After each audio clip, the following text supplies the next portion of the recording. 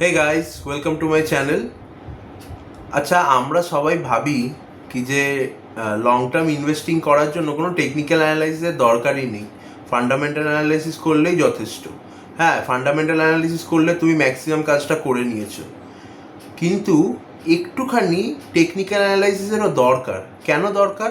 তার কারণ হচ্ছে কি, তুমি একটা ভালো কোম্পানিকে নিশ্চয়ই তুমি ওভার প্রাইস দামেতে কিনবে না, তুমি একটা নিশ্চয়ই রিজনেবল প্রাইসে কিনবে দামটা, কিংবা হচ্ছে গিয়ে ডিসকাউন্টেড প্রাইসে কিনবে। তো সেটাই হচ্ছে জাজ করার জন্য একটা ইন্ডিকেটার আছে। তো সেইটার বিষয়েই আমরা কথা বলে নিই।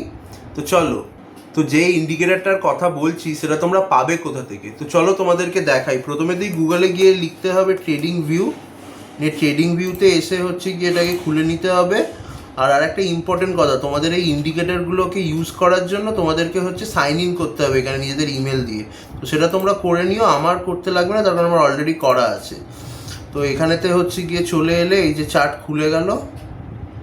আচ্ছা, একটা ইম্পর্টেন্ট জিনিস, এই যে তোমরা যে ইন্ডিকেটারটাকে ইউজ করবে আরএসআইকে, এটা হচ্ছে কি ওয়ান ডে টাইম ফ্রেমেতে ইউজ করবে।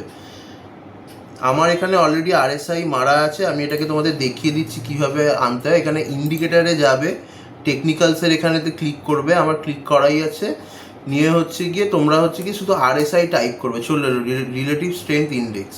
এবার এটাকে ক্লিক করে দেবে, তোমাদের স্ক্রিনেতে জিনিসটা চলে এলো।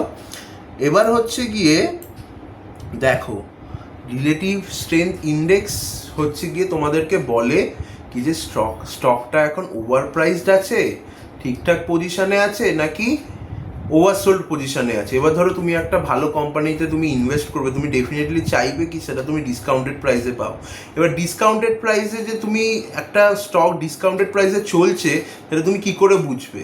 আরএসআই এর হচ্ছে গিয়ে কোন রেঞ্জের নিচে গেলে সেটা হচ্ছে গিয়ে ডিসকাউন্টেড প্রাইসে আছে বুঝবে। সেটা হচ্ছে 30-র নিচে। আরএসআই যদি 30-র নিচে হয় তাহলে জানবে কি যে সেটা হচ্ছে গিয়ে ডিসকাউন্টেড পজিশনে রয়েছে স্টকটা। আর ওভারবট কোনটা? ওভারবট হচ্ছে কি 70-র উপরে। 70-র উপরেতে জানবে জিনিসটা ওভারবট। তো সেই সময়তে হচ্ছে না কেনাই ভালো, একটু নিচে এলে হচ্ছে গিয়ে কেনাটা প্রেফার করবে। কখনোই ওভারবট পজিশনেতে কোনো ভালো কোম্পানিকে কিনবে না, তাহলে হচ্ছে কি রিটার্নটা পেতে একটু বেশি লেট হতে পারে। হয়তো 1 বছর হয়ে গেল, 6 মাস 8 মাস হয়ে গেল, তুমি কোনো রিটার্নই পেলে না, সেটা একটু টাইম লাগতে পারে। ওই জন্য ওভারবট পজিশনেতে কোনোদিন কিনবে না। এবার হচ্ছে কি এখানেতে তুমি দেখো, এখানেতে হচ্ছে গিয়ে তোমার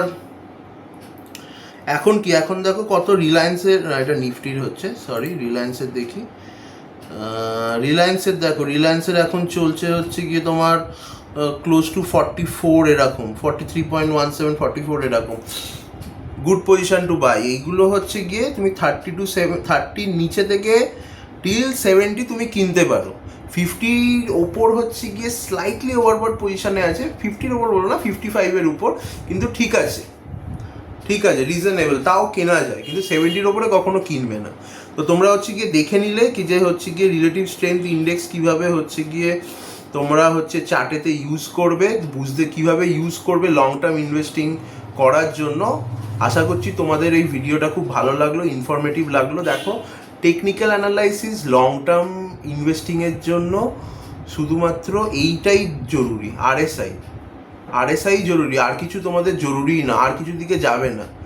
তুমি যদি মিড টার্ম, তুমি যদি অ্যাকচুয়ালি টেকনিক্যাল অ্যানালাইসিস হচ্ছে গিয়ে তোমার ট্রেডিংয়ের জন্য লাগে, তুমি ধরো শর্ট টার্ম কিছু ট্রেড নিলে, মিড টার্ম কিছু ট্রেড নিলে, সেটার জন্য। কিন্তু তুমি লং টার্ম ইনভেস্টিং করছো, তোমার কিছু দরকারই নেই, তুমি কিছু শিখবেই না, তুমি কিছু টেকনিক্যাল অ্যানালাইসিস শিখবেই না। তুমি যদি ভাবো কি আমি শুধু লং টার্ম ইনভেস্টিং করবো, যদি তুমি শর্ট টার্ম ট্রেডিং করো, সেটার জন্য তোমার টেকনিক্যাল অ্যানালাইসিস শিখতে হবে, সেটা আমি শেখাবো কিছুদিন পর।